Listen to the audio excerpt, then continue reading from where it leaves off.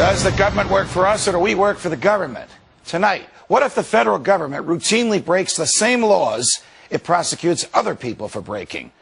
What if the first words of the Bill of Rights dealt with the separation of church and state? What if Jefferson fought his entire life to bring these principles to the government and hoped they'd never be interfered with? What if your right to believe as you wish and worship as you choose is a natural right that no government may interfere with?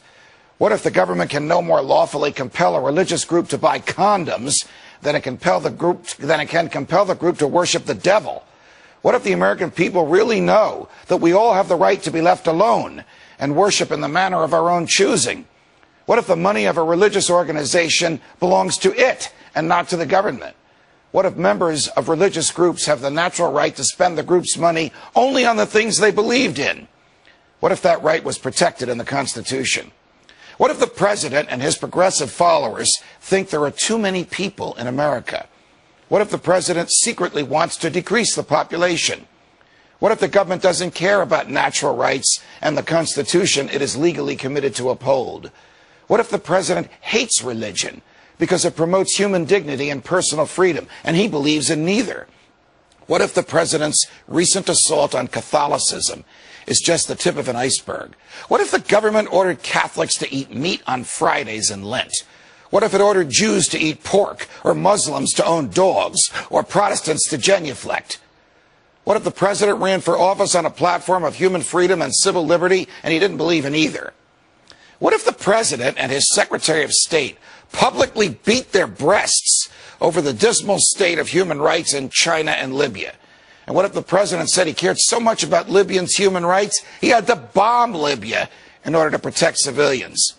What if the president stands passively on the sidelines while the streets of Syria run with the blood of its civilians? What if the president refused to explain how he decides whom to help and whom to let die on the vine?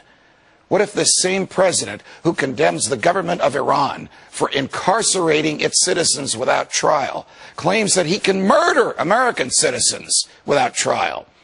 What if the president declared he could detain and kill any American without due process, and he bombs foreign leaders for doing the same? What if the president pretended that he is an inheritor of the legacy of Dr. Martin Luther King Jr., at whose hands no one died? What if the federal government persecuted all the people in China because its government called itself communist? What if everyone in the United States was forced to put up with a trade embargo on that country because of the label the government there gave itself? What if you couldn't travel to China or do business there or send any money to your family there because of what the word communist meant in the 1960s? What if the government thinks it has the right to tell you where to go? What if the country I'm really talking about wasn't China, but was Cuba? What if China presented a far greater threat to our freedom and safety than Cuba ever did? What if the government's trade and embargo policies are motivated by old animosities and prejudices rather than by freedom? What if it's none of the government's business where the goods you purchase were made?